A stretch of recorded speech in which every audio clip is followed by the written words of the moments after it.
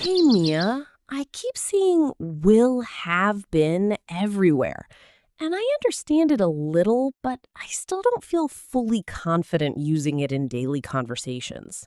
That's normal, Jesse, because it's not a tense people use very casually all the time. But when you understand it properly, it becomes very useful. Can you explain it again, Mia, but in a simple and practical way? Sure, Jesse. Will have been is used when you want to talk about something that will continue up to a specific point in the future, especially to show how long it has been happening. So it's always about duration and future time? Exactly. You are standing in the future and looking back at how long something has been going on. Okay, I think I get the idea, but I need more real life examples. Let's start with something simple.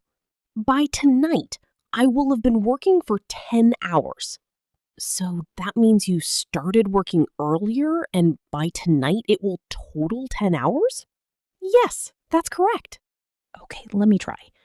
By tomorrow morning, I will have been studying for 6 hours continuously without taking a proper break. That's perfect and very natural. This actually sounds like my life. Same here. Give me more daily life examples. By next month, I will have been living in this city for 5 years. Oh, that sounds very useful. Yes, people use it a lot when talking about time periods like living, working, or studying. Let me try something similar. By next year, I will have been working in my current job for 3 years, gaining experience and learning new skills every day. That's excellent and very realistic. I like how it shows long-term effort. Exactly. It emphasizes duration. What about something like waiting? Good one. By the time you arrive, I will have been waiting for you for over an hour. That sounds slightly dramatic, Mia. It can be, Jessie, depending on the tone. Let me try a longer one. By the time you finally reach the cafe after getting stuck in traffic, I will have been sitting there alone and waiting for you for more than an hour, feeling both bored and slightly annoyed. That is very expressive and correct. I like adding emotions. It makes the sentence more natural. Can we use it in daily routines? Yes, especially when talking about how long something has been happening. Example? By evening, I will have been using my phone all day without realizing how much time has passed. That is so relatable. Try one. By night, I will have been scrolling through social media for hours continuously, completely ignoring my other tasks. That's perfect. This tense is exposing my habits. It really does that. Can we use it for travel? Yes. By the time we reach our destination, we will have been traveling for 12 hours straight. Okay, let me make it longer. By the time we finally reach our destination after a long and tiring journey, we will have been traveling continuously for many hours, feeling exhausted but also excited to arrive. That's very good. I'm getting comfortable with long sentences now. I can see that. What about something like exercise, Mia? Sure, Jessie. By the end of this week, I will have been going to the gym regularly for 3 months. Oh, nice. Let me try. By the end of this month, I will have been exercising regularly every day for several weeks, trying to improve my health and build a better routine. That's excellent. This tense is actually motivating. It highlights consistency. Can we use it in negative form in daily life? Yes, like, by tomorrow, I will not have been sleeping properly for several days. That sounds unhealthy. It does. Let me try. By the time my exams are over, I will not have been getting enough sleep for many nights. which will probably make me feel very tired and stressed. That's correct and very realistic. I like how it shows ongoing problems too. Exactly. What about questions? You can ask, will you have been working here for 5 years by next month? Okay, I'll try a longer one. Will you have been studying this subject continuously for several years by the time you finally complete your degree? That's a great question. It sounds very natural because it connects time and effort. Can we use it for hobbies? Yes. By next year, I will have been playing guitar for 10 years. That's cool. Try one. By the time I become really good at painting, I will have been practicing regularly for many years, improving my skills step by step. That's perfect. I like how it shows growth. That's one of its best uses. What about something emotional?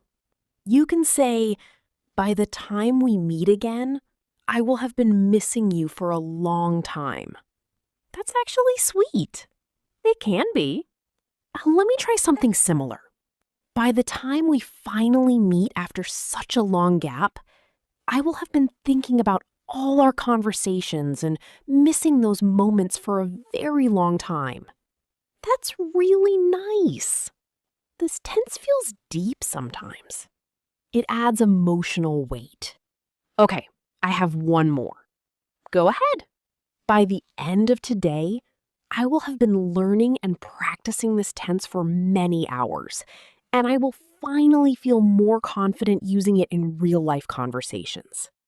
That is absolutely perfect. And also true.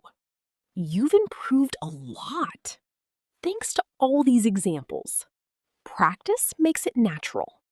I think now I understand not just the structure, but also how to use it in daily life. That's the goal. And honestly, I feel like I will have been using this tense more often from now on. That's a perfect final sentence. I knew you'd say that. Because it is. Now that I understand it better, I keep thinking of more situations where I can use will have been. That's exactly how it should be. Once it clicks, you start noticing it everywhere. But sometimes I still hesitate. Like, I'm not sure if it's the best tense to use. That's normal. You don't always need to use it, but when you want to emphasize duration up to a future point, it's perfect. So it's more about intention than necessity? Exactly. It adds depth, not just information. Okay, let me try something from daily life. By the end of this week. That's excellent and very natural, Jessie. It feels motivating when I say it like that because it shows progress, not just the result. True, Mia. Try something related to habits. By next month, I will have been waking up early every day for several weeks, trying to build a healthier routine even when I don't feel like it. That's perfect. I'm starting to notice a pattern. What pattern? It's often about effort, time, and sometimes struggle.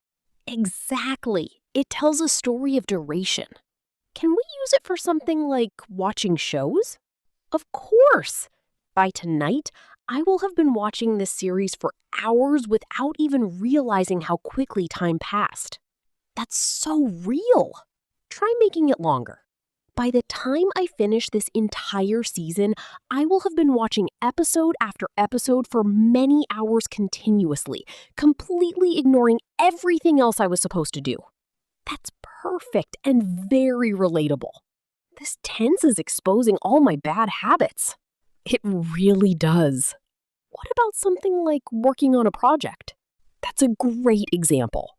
Okay, by the time I finally submit this project, I will have been working on it for several days continuously, trying to fix mistakes and improve every small detail.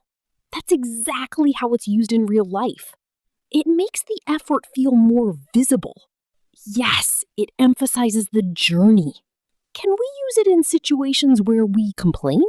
Definitely. Like, by the time you call me back, I will have been trying to reach you for hours. That sounds very accusatory. It can be. Let me try.